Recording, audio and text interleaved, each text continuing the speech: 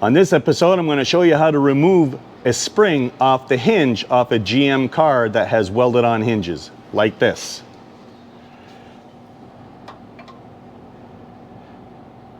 Using this tool.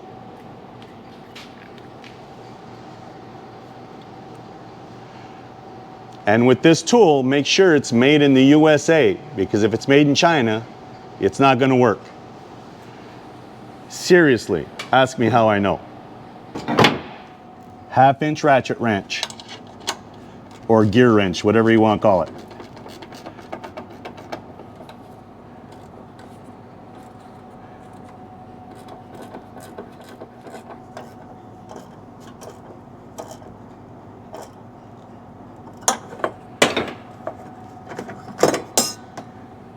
There it is. What do you think of that?